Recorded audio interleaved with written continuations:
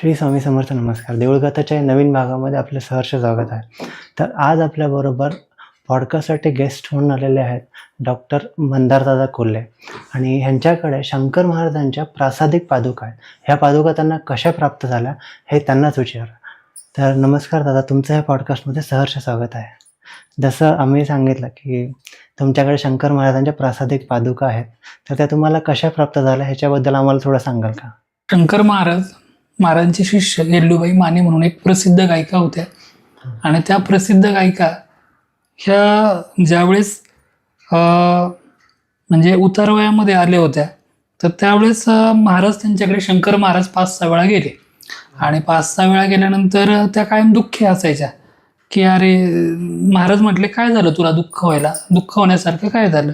तर त्या म्हटल्या की काय नाही महाराज, मला काय दुःख नाही. म्हटले महाराज त्यावेळेस शंकर महाराज म्हटले की मला माहिती तुला काय दुःख आहे, तुला गाणगापूरला जाता येत नाही आहे याचं तुला दुःख आहे, तर तुझ्यासाठी मी गाणगापूरच्या पादुका इथे स्थापन करतो असं म्हणून महाराजांनी सांगितलं. तर त्या म्हटल्या हो बरोबर आहे, 5-6 वेळा मला खरंच अडचण आली महाराज, तुम्ही जे म्हणताय ते बरोबर आहे.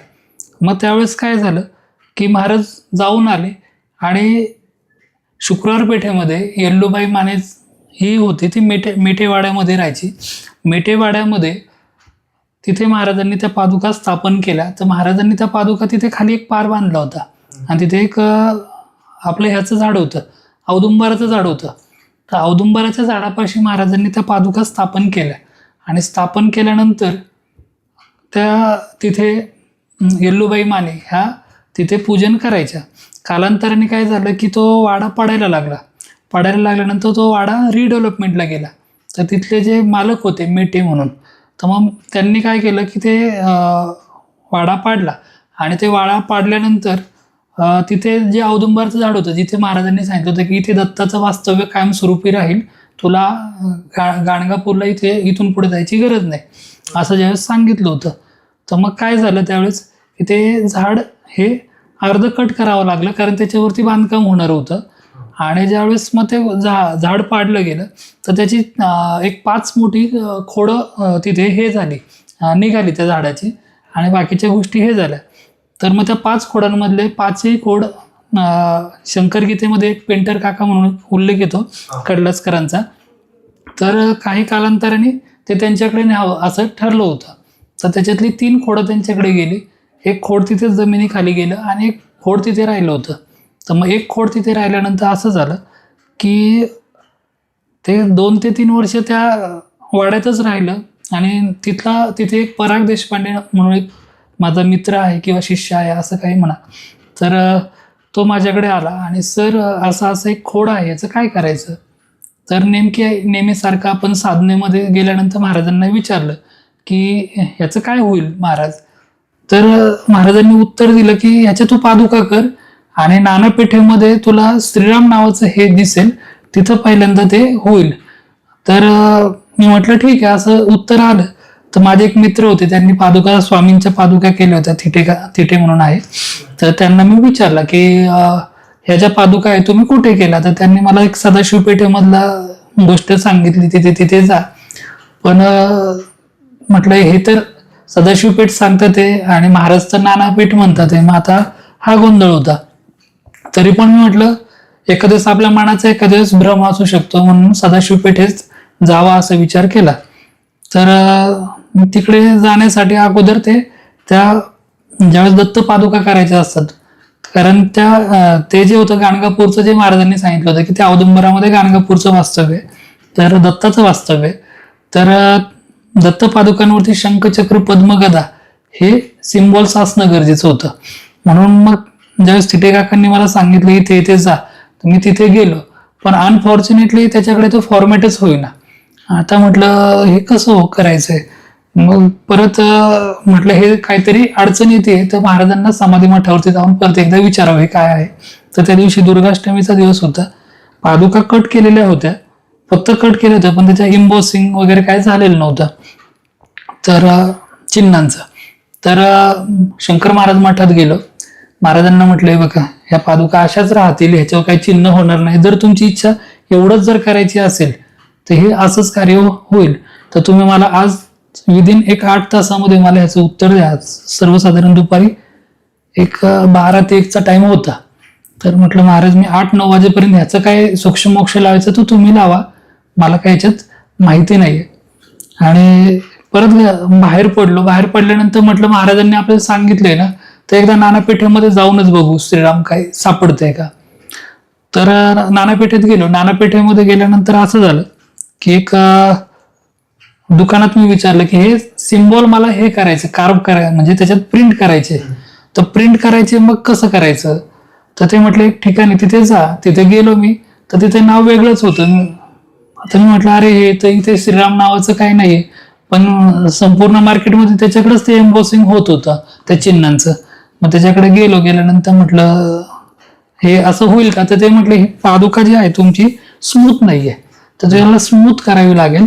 तर म्हटलं कुठे होईल. तर म्हटलं समोर जा. समोर गेलो तर तिथेही म्हणजे महावीर का काहीतरी असं नाव होतं.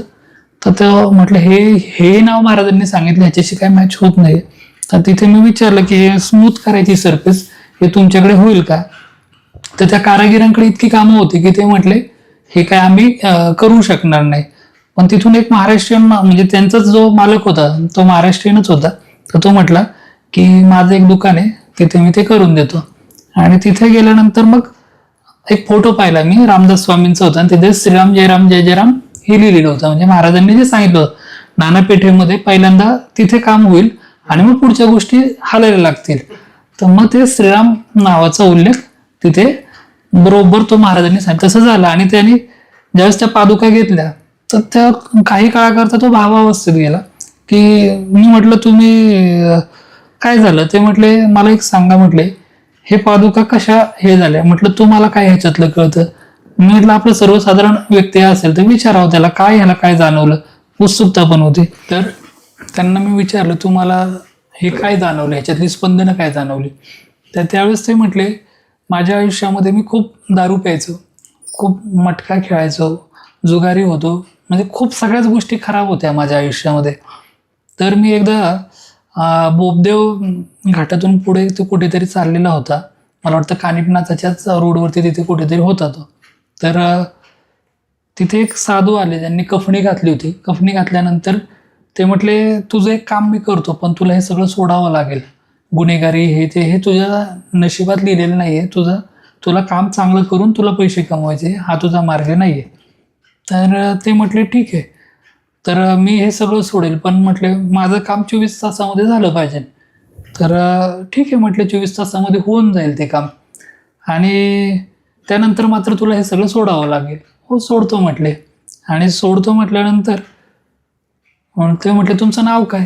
तर ते म्हटले मी गोरक्षनाथाने म्हणून मला ओळखतात, आणि तू आता इथून पुढे लक्षात ठेव, तू एक नाथ म्हणूनच तुला पुढे हे करायचं आहे. आम्ही 9 नाथांपैकी मी गोरक्षनाथ स्वतः तुला हे सांगतोय.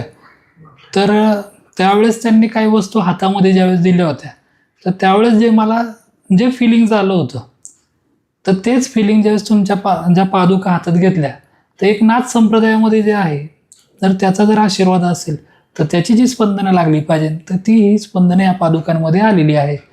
मग म्हटलं मग 24 तासानंतर काय झालं. म्हटले माझं एक काम होतं, ते मोजून 8 ते 10 तासामध्येच माझं काम ते झालेलं होतं. जे मला सुटायला 10-12 वर्षे लागली होती, ते 8 ते 10 तासामध्ये काम झालं होतं. त्यानंतर मी या सगळ्या गोष्टी सोडून दिल्या, आणि आता मी नॉनव्हेज खात नाही, दारू पित नाही, जुगार मटका वगैरे काही करत नाही, आणि मी सन्मार्गाला लागलो आहे. मग त्यांना सांगितलं की ह्या शंकर महाराजांनी जे हे सांगितलं होतं, तर त्या प्रकारे आहे. आणि शंकर महाराज हे स्वतः आदिनाथ आहे, त्यामुळे तुम्हाला जी स्पंदननाथ संप्रदायामध्ये मिळाली, दत्त संप्रदायामधली ती आली, ही मॅच झाली. तर ही त्याची काही कारणं आहे. तर असं झाल्यानंतर एक लेवलला आता म्हटलं त्यांनी स्मूथ करून दिला त्या पादुका.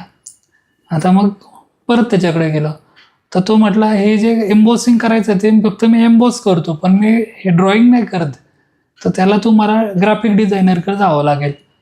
आता म्हटलं, आणि आता संध्याकाळचे 5 वाजले होते. म्हटलं आम्ही 7 वाजेपर्यंतच करतो, 2 तासात हे होईल असं काही वाटत नाही आहे. आता म्हणजे हे तुम्ही पादुका डिझाईन करून आणा आणि मग उद्या या. म्हटलं नाही, आज जे महाराजांशी माझं बोलणं झालं ते दुर्गाष्टमीच्या बाबतीतच झालेलं, रात्री 9 नंतर मी काय याच्यावरती काही काम करणार नाही, ॲज इट इज ठेवणार आहे. मी मठात जाऊन सांगितलेलं आहे. ते म्हटले त्यांना काय महाराजांशी काही घेणं देणं नव्हतं, ते गुजराती मारवाडी काय जे असतील ते असेल. तर ठीक आहे म्हटले, पण म्हटले ड्रॉइंग करून आणा. मग माझे एक ओळखीचे आहे आरळी म्हणून, तर मग मी त्यांना फोन केला. ते म्हटले सर या तुम्ही माझ्याकडे. पण त्यांना काय काम काय ते नव्हतं सांगितलेलं, कारण काही गोष्टी सिक्रेट ठेवायच्या असं ठरलेलं होतं. आणि मग तिथे गेल्यानंतर नेमकी त्यांच्या इथे जी मुलगी होती सानिका, तर ती सुट्टीवरती होती, पण ती अचानक आली. अचानक आल्यामुळे काय झालं, जे शंख चक्र पद्म गदा, तर पद्मा गदा हे होत होतं, शंख पण सोपं होता, पण जे चक्र होतं सुदर्शन चक्र ते ऑनलाईन मिळतच नव्हतं आणि यांच्या हातात भरपूर काम होतं. त्यामुळे ते चक्र करायचं म्हटलं तर त्यांना तेवढा वेळ नव्हता. नेमकी ती मुलगी योगायोगाने आल्यामुळे तिने त्या प्रोजेक्टवरती काम केलं आणि सुदर्शन चक्र जे आहे विष्णूच्या हातातलं ते बरोबर ते एम्बॉस म्हणजे डिझाईन केलं. डिझायनिंग केल्यानंतर मग मी त्यांना ते एका तासातच ते काम झालं. म्हटलं 6 वाजले, यांनी 7 पर्यंत आपल्याला सांगितलं, तर काय हरकत नाही. मग त्यांना फोन केला, डिझाईन पाठवल्यानंतर निम्म्या रस्त्यामध्ये गेल्यानंतर एक 15-20 मिनिटानंतर त्यांचा फोन आला की ते डिझाईन फाटते, याचा काही उपयोग होणार नाही. ठीक आहे म्हटलं. मी परत रस्त्याने तसंच गाडी घेऊन पुढे चाललो होतं, कारण मला आत्तापर्यंतचा अनुभव असा आहे की महाराजांना जे कार्य करून घ्यायचे ते काहीतरी त्याला बुद्धी देतील हा विश्वास होता आणि काहीतरी होईल म्हटलं. आणि तिथे गेलो, तो म्हटलं मी काय बटणं दाबली 2-4 हे मलाच माहिती नाही, पण ते बसलं तुमचं जे काय असेल. आता म्हटलं पण आता 7 वाजले, आता 1 तासामध्ये फक्त ह्या म्हणजे 2 पादुका ज्या आहे, पादुकांचा सेट असतो, एक डावा आणि उजवा, तर एकच होईल आणि दुसरा सेट होणार नाही. म्हणजे तर एकच म्हटलं ठीक आहे, एकच पादुकांवरती करा, कमीत कमी पराकडे जातील त्या एम्बॉस झालेल्या. माझ्याकडे साध्या राहिल्या तरी चालण्यासारख्या, कारण त्याचा ऑलरेडी शंकर महाराजांचा स्पर्श त्या तिथे जे बसायचे पारावरती महाराज, त्यामुळे तो स्पर्श झालेलाच होता. त्यामुळे म्हटलं जाऊ दे, असे दत्ताचं ह्याच्यात अस्तित्व आहे, आपल्याला काही चिंता नाही आहे. आणि 7:30ला त्यांचा फोन आला की आज तागायत असं कधीच नाही झालं की मशीनने एवढी पटापटा त्या पादुका घेतल्या, तुमच्या एक जोड पण झाला आणि दुसरा पण जोड झाला, तुमचं काम संपूर्ण झालेलं आहे. हे मलाच आश्चर्य आहे की हे कसं काय झालेलं आहे. म्हटलं अहो हे बघा, हे शंकर महाराजांचं कार्य, त्यांना जर करायचं आलं तर ते अशक्य जे सहजच आहे, तुम्हाला ते शक्य. हे जे महाराजांच्या स्तवनातलं वाक्य ते म्हटलं हे पूर्वच होणार आहे, ह्याच्या बाहेर काय नाही. आणि मग त्या गोष्टी झाल्या. मग त्या पादुका पराकडे गेल्या आणि मग त्या माझ्याकडे त्याच रात्री माझ्याकडे 11 वाजता ती पूजा झाली, त्याच्याकडे 10 वाजता मीच पूजा केली. असं करून त्या पादुका आल्या आपल्याकडे. आम्ही असं पण ऐकून आहे की तुमच्याकडे एक बैठक असते महिन्याच्या पहिल्या गुरुवारी. तर ह्या बैठकीबद्दल तुम्ही काय सांगू शकाल का? म्हणजे ही बैठक पादुका तुम्हाला जेव्हा प्राप्त झाल्या त्याच्या आधीपासून सुरू आहे का पादुका प्राप्त झाल्यानंतर सुरू झाली? काय झालं, 2019 मध्ये म्हणजे माझी साधना 2013 मध्ये शंकर महाराजांनी चालू केली. सोहम साधना ही जी आहे ही महाराजांनी करून घेतली. त्यांच्या मठामध्ये रोज 9:45 ते 10:30 जाणे, डोळे झाकणे, गुरुला पूर्ण समर्पण भावाने सोहम साधना, जे श्वासाबरोबर सो आणि सोडताना हम, ह्या ध्वनीकडे व्यवस्थित लक्ष देत तुम्ही समाधी अवस्थेकडे जाता. ह्याचा उल्लेख नाथ संप्रदायामध्ये आहे. तर सोहम साधना ज्यावेळेस करत होतो तो 2019 पर्यंत चालली. 2019ला करोना आला. करोना आल्यानंतर पुण्यामध्ये करोनाचा आकडा ड्रास्टिकली वाढायला लागला, खूप वाढायला लागला. आणि खूप वाढायला लागल्यानंतर असं झालं, 2020चा टाईम असेल, तर महाराजांना म्हटलं आता एवढे जर कोरोनाचे रुग्ण वाढले, त्यात खूप दगावण्याचे पर्सेंटेज खूप होतं, तर ऑक्सिजन मिळत नाही आहे, आज लोकांना रेमडेसिवीर वगैरे चांगली जी औषधं आहे तीही मिळत नाही आहे, तर त्याच्यामुळे जास्त प्राण गमावतं ते, तर तुम्ही हा आकडा खाली येणं गरजेचं आहे, असं मी महाराजांना ध्यानात जाऊन सांगितलं. तर मग 2020चाच कालावधी असेल, आता आठवत नाही, तेव्हा महाराजांनी मला पहाटे 2:15 वाजता एक मंत्र दिला की जनपद विध्वंस हरे रामकृष्ण हरे मुरारे शिवशंकराय नमः, हा एक मंत्र दिला, हा कर म्हटले आणि बघ काय होतंय. आणि तो मंत्र मग म्हटलं महाराजांचा आलाय, तर मी माझ्या मित्राला पाठवून ठेवला की 3:15 वाजता मग पटकन उठलो, त्याला पाठवून ठेवला की जेणेकरून तो विसरला जाणार नाही, त्याला व्हॉट्सअपला पाठवून ठेवला. आणि व्हॉट्सअपला पाठवल्यानंतर काय झालं, मी सकाळी उठल्यानंतर मला ते स्वप्न लक्षात होतं.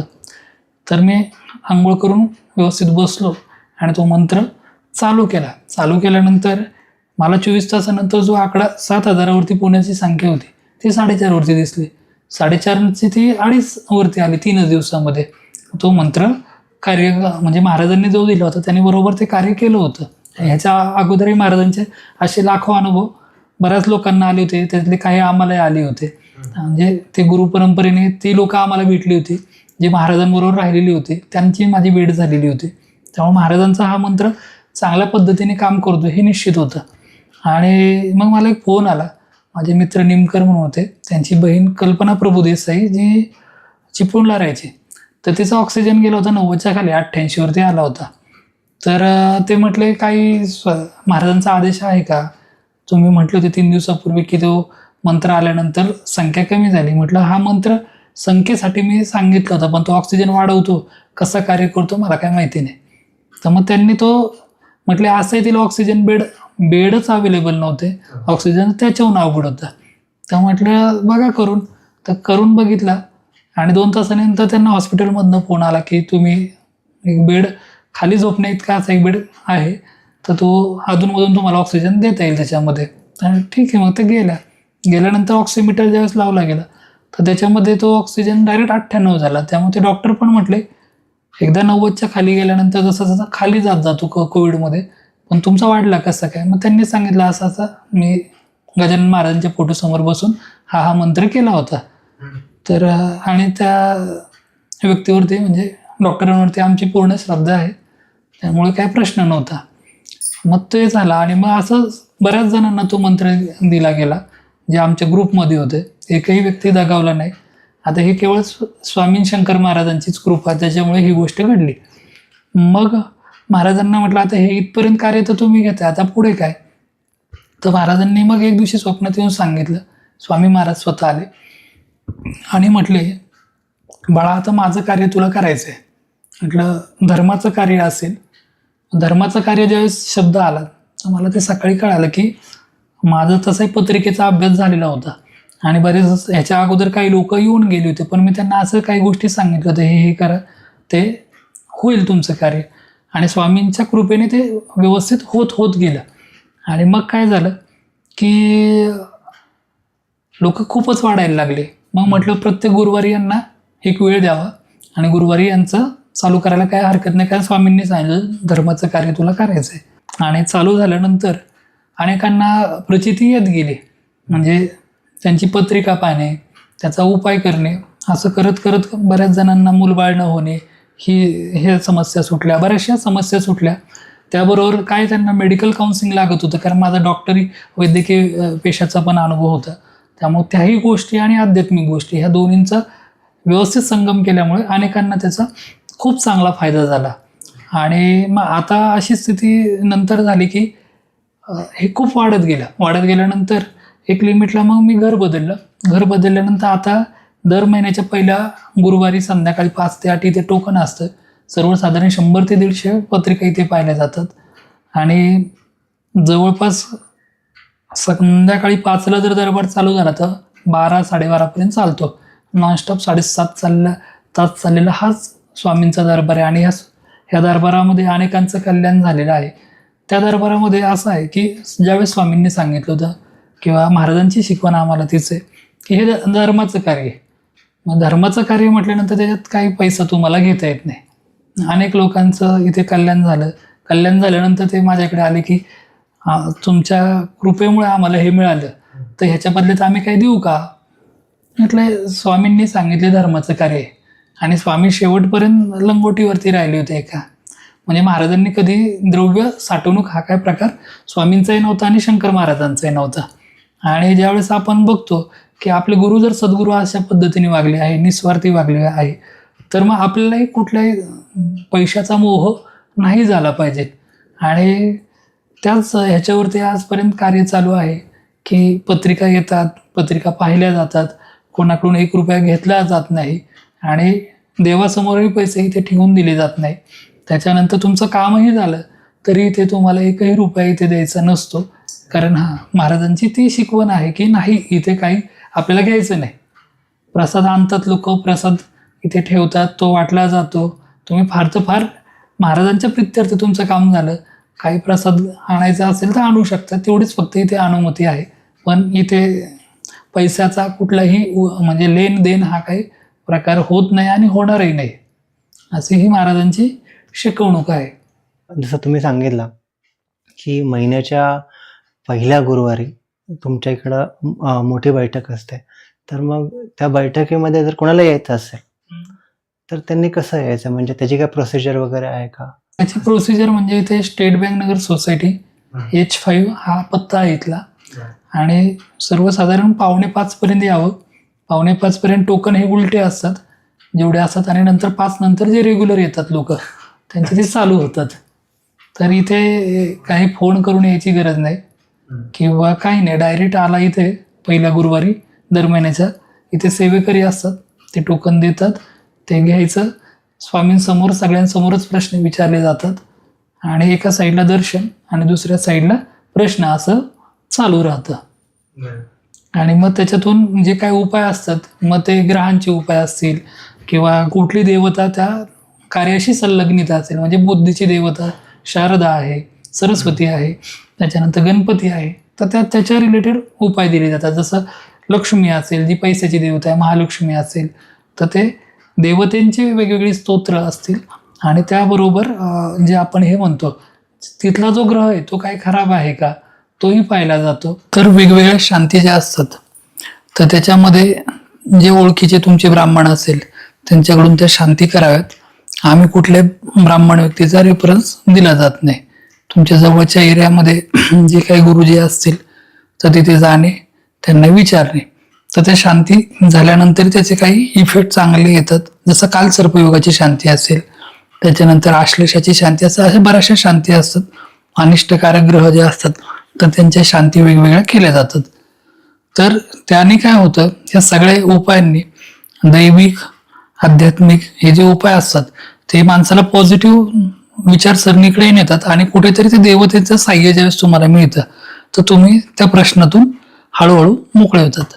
आता विषय कुंडलीचा निघालाय, पत्रिकेचा निघालाय, तर बऱ्याच लोकांच्या हा ग्रह खराब असेल, तो ग्रह वेगळ्या घरात असेल, ह्याचा नक्षत्र खराब असेल, या बऱ्याच गोष्टी असतात.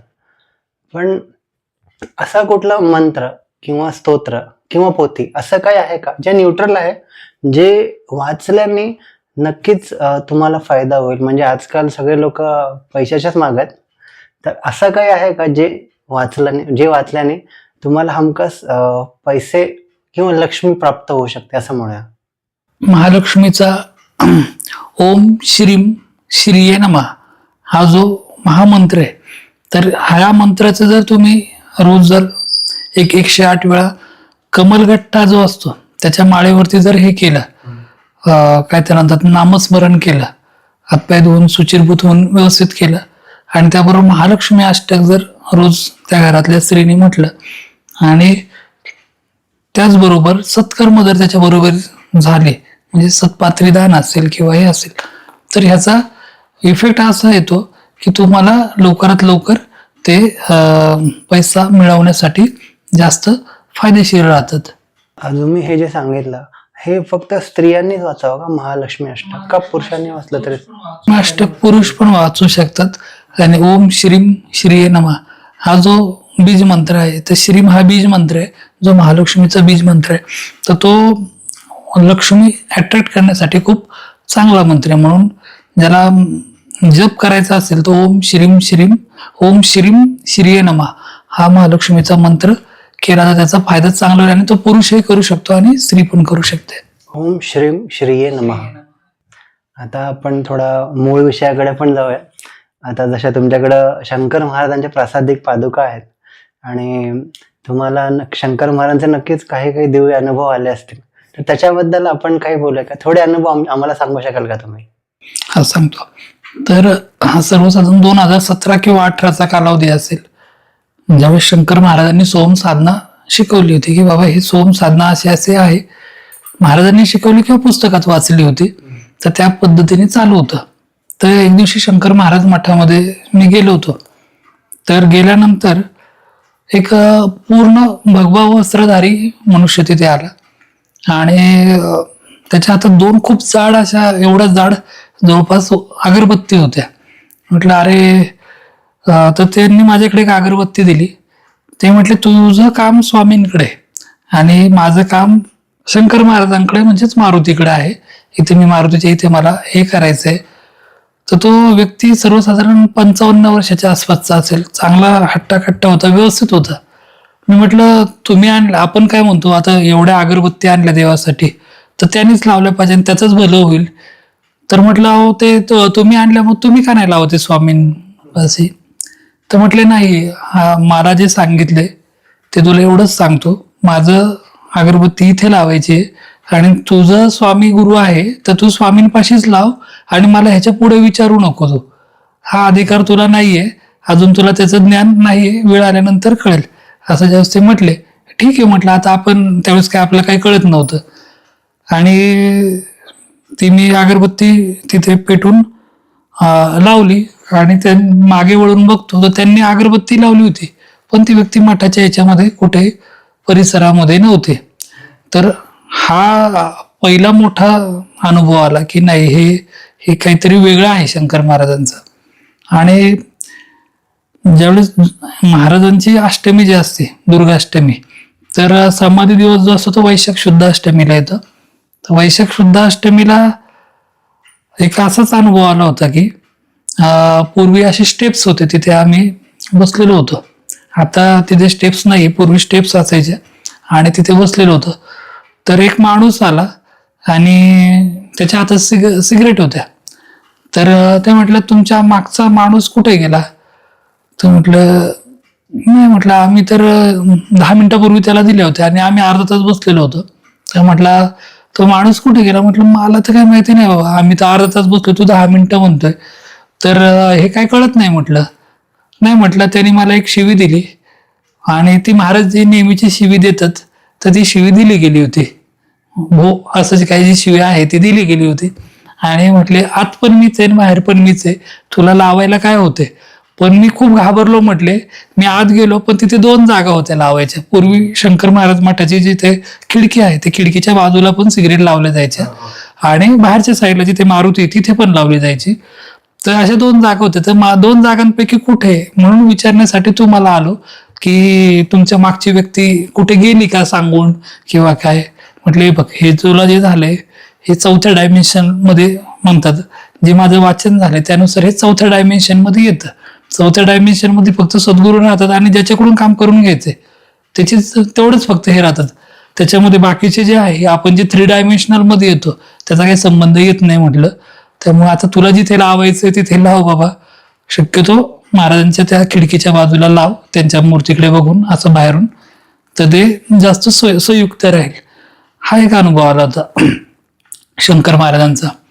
आणि 2024ची घटना असेल. 2024 मध्ये काय झालं होतं की महाराजांना एक माझा मित्र आहे तर तो मला म्हटला, अरे डॉक्टर, मला आहे ना शंकर महाराज सारखे एक व्यक्ती भेटले होते. किती वाजता भेटले होते. रात्री 12:30 ते 1:30चा टाइम होता. शंकर महाराज मठाच्या बाहेर होतो म्हटले मी. आणि असं झालं की ते आजोबा ज्यावेळेस येत होते, कपडे मळलेले होते, सगळे होते, पण 6.25 ते 6.5 फूट हाईट होती त्यांची. आणि ज्यावेळेस ते बांबू, खूप मोठा बांबू, असं म्हणजे जवळपास 12 फूट बांबू त्यांच्या हातात घेऊन ते चालले होते. तर ते तिथे शंकर महाराज मठाच्या समोर आल्यानंतर सगळे कुत्रे त्यांच्या बाजूने जमा झाले, जसं काही एक आज्ञा दिली बाबा, आणि ते बसले सगळे खाली. आणि बसल्यानंतर तो प्रकार त्याला म्हटले, अरे कपडे मळलेले असताना, हे असताना, अंगाचा वास येत असताना कुत्रे भुंकायला पाहिजे, तर कुत्रे सगळे बाजूने येऊन एकत्र कसे काय बसले.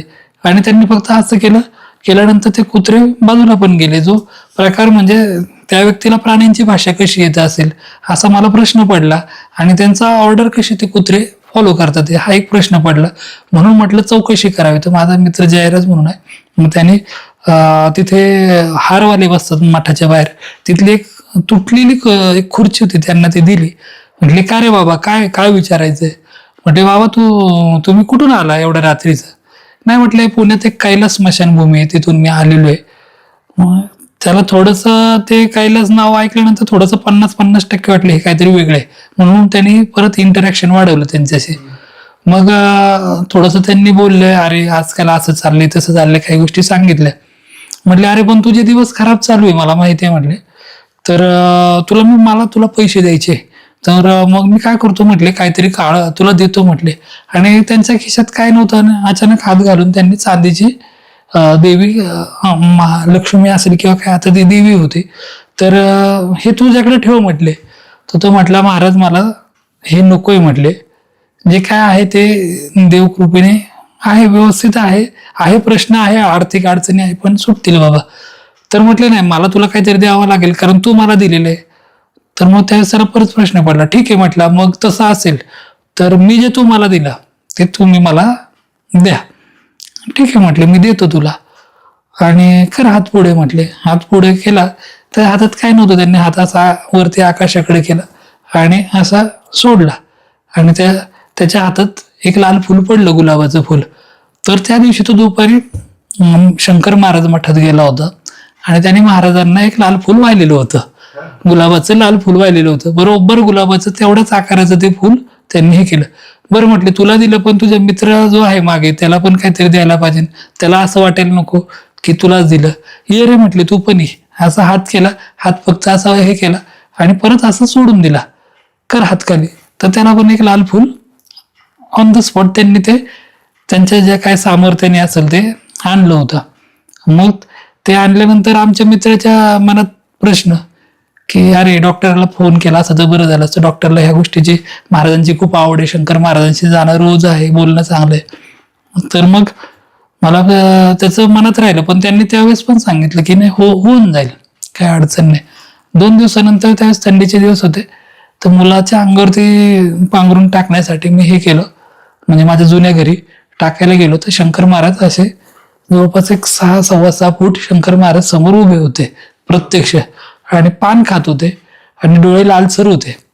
बोलले काय नाही, आदेश काय दिला नाही किंवा काही सांगायचं नसेल त्यांना, तेवढं फक्त दर्शन झालं. मी फक्त पांघरून हे केलं आणि पांघरून केल्यानंतर मी बघितलं ते गेलेले होते. तेवढी म्हणजे साक्षात शंकर महाराजांची झालेली समोरासमोर भेट ती एकदाच झाली आयुष्यामध्ये, की त्या मूळ स्वरूपामध्ये. इतर वेळी त्यांनी बऱ्याचशा लीला केल्या, त्या काय म्हणजे वेगवेगळ्या लेवलच्या झालेल्या, त्या खूप मोठा त्याचा भाग होईल. आणि अजून मग पुढे असंच झालं की आता आम्हाला माहित झालं होतं की दर वैशाख शुद्ध अष्टमीला शंकर महाराज तिथे असतात. मग आम्ही तिथे पाणी वाटप सगळेजण, आमचा ग्रुप खूप मोठा आहे, तर आम्ही सेवा करत असतो तिथे. माझे बरेचसे शिष्य येतात, ते चांगली सेवा करतात, उत्तम सेवा करतात. तर त्या दिवशी असं झालं की एक अण्णा पवार म्हणून एक व्यक्ती आहे, तर 2025ची गोष्ट असेल. तर त्यांना म्हटलं, अहो अण्णा, काय तुम्ही आज एवढे सेवेला असता, तुम्ही आम्हाला महाराजांची लावलेली विभूती काय आम्हाला काय मिळाली नाही म्हटलं यावर्षी उत्सवातली. ते म्हटले यावेळेस काय माझ्या हाताला लागली नाही. म्हटलं ठीक आहे, जाऊ दे, चला, नाही लागली ना काय. मागच्या वर्षी काय झालं होतं, एका बाईने सिगरेट मागितली होती की सिगरेट मला पाहिजे महाराजांना लावलेली. ठीक आहे म्हटलं, तुला दुपारपर्यंत देतो म्हटलं. तिला म्हणून तर बसलो होतो आणि मग अण्णा पवार नेमकी भेटले. त्यांनी म्हटले, अहो डॉक्टर, माझ्याकडे काय नाही, पण महाराजांची सिगरेटचं पाकिट, म्हणजे ते सकाळी लावलेली जी होती उत्सवातली ती आलेली आहे, तेवढी फक्त तुम्हाला देतो. ते मिळाल्यानंतर मी निश्चिंत झालो की चला, शब्द दिला आणि महाराजांनी तो पूर्ण केला, म्हणजे तो पूर्ण झाला होता. आता ह्यावेळेस असं झालं की ह्यावेळेस त्याला मागितली पण त्याने काय दिली नाही.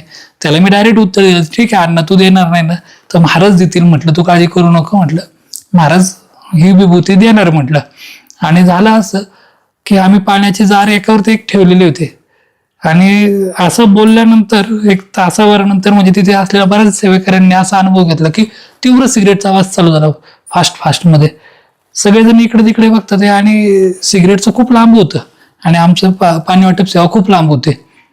तर तो वास म्हणजे सिगरेटचा जो वास होता तो खूप वेळ चालला आणि एक लेवलला असं झालं की 30-40 जार संपलेले होते. तर एक जार ज्यावेळेस आम्ही काढला आणि त्या जारच्या म्हणजे जो वरचा काढल्यानंतर खालच्या जारचं झाकण जे आपण फिरवतो त्या झाकणाच्या ह्याच्यामध्ये विभूती आलेली होती, आणि त्यानंतर तो जो वास यायचा होता तो कम्प्लिटली बंद झाला, तो परत आलाच नाही. म्हणजे तो पण अनुभव ह्या जे सेवेकरी होता सगळ्यांनी तो अनुभवला होता की असा चमत्कार शंकर महाराजांनी केला होता. या वर्षीचा अनुभव असा आला होता की आम्ही पाणी वाटप सेवा करत होतो. पाणी वाटप सेवा करताना एक आजोबा आले. रात्री 11:15 ते 11:30चा टाइम होता. आम्ही सकाळी 10 वाजल्यापासून आमचे सगळे सेवेकरी पाणी वाटप आणि सरबत सेवा चालू झाली होती आणि सरबत आमचे 9 वाजता संपलेले होते. त्यामुळे सरबताचा काही विषय राहिलेला नव्हता. आणि त्याच्यानंतर आम्ही फक्त जे आपल्या जारमध्ये पाणी होतं तर ते ग्लासमध्ये हे करत होतं. 11:15 ते 11:30 मध्ये आजोबा आले आणि त्या ग्रुपमध्ये सगळेजण उभे होते. तर ते पाणी पिले. पाणी पिल्यानंतर एका बाईकडे बघितले, म्हटलं तुझं घर लवकर होणार आहे बरं का, तू काळजी करू नको.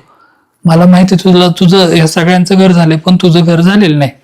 आणि बरोबर त्या गोळक्यामध्ये आमची सगळ्यांची घरं झालेली होती स्वतःची.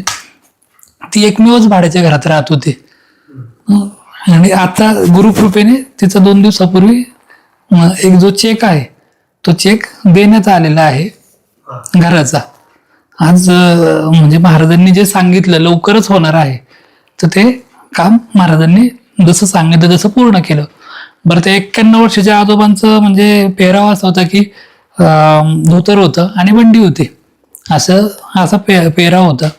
आणि खूप लांबचं त्यांना वाचता येत होतं, जे आम्हालाही वाचता येत नव्हतं सगळ्यांना, त्यांना ते दिसत होतं. चष्मा वगैरे काही नव्हता. ते म्हणायचे कुठलंही वाचायला सांगा मी सांगतो. तर मग ते वाचत राहिले आणि आम्ही मग ते कॅमेरा झूम करायचं आणि ते बघायचं ते आहे का, आणि बरोबर ते तसं निघायचं. मग ते झालं, घराचं सांगितलं, हे झालं. एकाला नोकरीचा चिंता होती तर त्याला म्हटले तू फार चिंता करतो एका गोष्टीची, त्याची चिंता करू नको, तू आनंदात राहायला शिक. माणसाचं जीवन कसं आहे, आनंदात राहण्यासाठी सुख समाधानामध्ये राहण्याचं तुम्हाला जगता आलं पाहिजे, शिकता आलं पाहिजे. आहे त्या परिस्थितीमध्ये समाधानाने आणि आनंदाने जगता आलं तरच ते गुरुला आवडतं. तर त्या पद्धतीने जागा असं सांगितलं. मग नंतर महाराजांनी समाधी कशी घेतली 1947ला, त्या दिवशी काय घडलं होतं ते इत्थंभूत माहिती त्यांनी सगळी सांगितली. आणि ते झालं. त्याच्यानंतर असं झालं की म्हटले रामायण आणि महाभारतामध्ये जे हे कृष्णाचा रामाचा जन्म हे का आहे, का असा जन्मामध्ये हे आहे, तर त्याची काय कारण आहे ते त्यांनी स्पष्ट करून दिले की असं आहे. महाभारत कसं घडलं होतं, का घडलं होतं तेही त्यांनी सांगितलं. आणि मग ते थोड्या वेळ करता निघून गेले आणि परत एक 20 मिनिटांनी परत आले. 20 मिनिटांनंतर तिथे विशाल आणि पराग देशपांडे, तर विशाल क्षीरसागर म्हणून आहे सेवेकरी तिथे होतं आणि ते बसलेले होते. म्हटले परत मला पाणी लागते. तर मग तो पाण्याचा ग्लास त्यांनी पिल्यानंतर विशाल म्हटले काय बाबा काय म्हणताय बाकी, काय नाही म्हटले आता मी झोपणार आहे. मग म्हटले तुम्हाला कपडे असतात की, म्हटले मठाच्या कपाटामध्ये असतात की. तो म्हटले काय, तर नाही म्हटले तिथे मठाच्या इथे असतात माझे, मी लांबून चालू माझे इथे ठेवलेले असतात कपडे, प्रत्येकाकडे असतात बाबा तसे मी घेऊन ठेवलेले माझे कपडे. म्हणजे त्यांनी तो शब्द पालटला. मग म्हटले पाणी पिऊन झालं. ते पाणी पिऊन झाल्यानंतर जे काय 5 मिनिटं त्यांचं कॉन्व्हर्सेशन झालं तेवढं झालं. आणि तेवढंच विचारलं अरे ह्या मुलीची आई इकडे गेली का, घरी गेली का, तर हो म्हटले. आणि ज्या दिशेला दाखवलं त्या दिशेला त्याचं घर होतं. आणि असं झाल्यानंतर त्याला कळालं हे 2-3 गोष्टीवर हे काहीतरी गडबड आहे म्हणून त्याने जो पाण्याचा ग्लास त्यांच्याकडे दिला होता तो फेकून नाही दिला. थांबा म्हटला बाबा माझ्या हातात राहू द्या. हातात ठेवला तो ग्लास. आणि नंतर 5 मिनिटानंतर परागला म्हटलं अरे ते बाबा कुठे गेले. पराग म्हटलं ते तिकडे गेले. अरे म्हटलं ते झोपणार होते ना इथे, त्यांचे तिथे ते पांघरून दिसतंय. नाही म्हटलं ते तिकडे गेले. तिकडे गेल्यानंतर ह्याच्या हातामध्ये ग्लास याने ठेवलेला होता, कारण ह्याला 2 गोष्टीवर एक तर कपडे मठाच्या कपाटात असतात का मठात असतात असं ते म्हटले. त्याच्यात त्या आईचं पण बरोबर त्या दिशेला बोटी तिकडे गेली काय असं बरोबर सांगितलं. आणि अजून तिसरं काहीतरी होतं जे मी आता विसरलं, तर ती पण गोष्ट त्यांनी बरोबर सांगितली होती. त्यामुळे त्यांनी तो ग्लास हातात ठेवला. आता म्हटलं तर ग्लास मध्ये बघितलं खाली तर त्याचा कोकम सरबत झाला होता. थोडंसं स्पाट शिल्लक राहिलं होतं पाण्याचं आणि प्लेन पाणी होतं पांढऱ्या ग्लासमध्ये, तर त्याचं पूर्ण लाल कोकम सरबत हे झालं. आणि नंतर दुसऱ्या दिवशी मला विशालने सांगितलं सर असं शेवटी झालं बरं का, कारण रात्री 11:30 झालं. मी सर्व्हिसला घेऊन घरी आलो आणि 12-12:30 वाजता आम्ही झोपलो, थकलेलो होतो. सकाळी 10 वाजल्यापासूनच आमची पळापळ होती, त्यामुळे रात्री काही आमचं बोलणं नाही झालं. दुसऱ्या दिवशी त्याने सांगितलं सर असं झालं आणि अरे म्हटलं हे तर सोड, ज्याचं घर नाही त्याला पण महाराजांनी तेच सांगितलं होतं, आणि ज्याचं जे नोकरीचा प्रॉब्लेम होता त्यालाही तेच सांगितलं होतं. म्हणजे प्रत्येकाचे प्रश्न, तुला हेच आजोबा भेटले होते का? हो म्हटलं, मला हेच आजोबा भेटले होते. तुला जे भेटले आणि यांना जे भेटले ते एकच होते, आणि ते महाराजांनी पाठवलेले होते. मग ते शंकर महाराज असतील किंवा महाराजांच्या प्रेरणेने काय झालेलं असेल, कधी काय प्रवेश होतात, अशा अनेक गोष्टी घडतात. तर त्याच्या आपल्याला डिटेलमध्ये नाही जायचं, की ती एक लीला होती, त्या पद्धतीने म्हणजे घटना घडली. म्हणजे ह्या अशा अनेक महाराजांच्या ज्या अलौकिक ज्या हे आहे. त्याच्यानंतर एक अष्टमीला माझा एक मित्र होता, तर तो हे होता म्हणजे काय त्याला म्हणतात, संन्यासी वृत्तीचा होता. तर ज्यावेळेस तो आजारी पडला होता त्यावेळेस त्याची बहिणीला त्यांनी सांगितलं की अष्टमीला तू जा, आणि तिथे अशा अशा आजोबा बसलेले, तुला मागच्या वेळेस दाखवले ते सेम शंकर महाराजांसारखे, त्याला चहा दे. तर मग ते चहा द्यायला गेल्यानंतर तो महाराजांनी चहा घेतला, आणि त्यांनी काहीतरी बोर्ड दाखवलं एका समोर. त्या हॉस्पिटलमध्ये तो ऍडमिट होता, आणि बरोबर तेच नाव तिथे त्या हॉस्पिटलकडे बोर्ड दाखवलं, म्हणजे त्या बोर्ड होतं तिथे, तर रुबिका काहीतरी असं होतं. आणि मग असं डोक्यावरती असं खूप असं दाखवलं, म्हणजे डोकं खूप दुखतंय त्याचं. तर ते थांबेल म्हटले असं सांगितलं. सगळं इशाऱ्यांनीच. तोंडाने काय बोलत नव्हते, असं फक्त हे असं खूप थांबेल म्हटले. आणि ती पण ठीक आहे म्हटली, पण तिला माहिती नव्हतं आपल्या भावाचं डोकं दुखतं. त्याचं आडनाव धुमाळ होतं, त्याचं नाव मला माहिती नाही.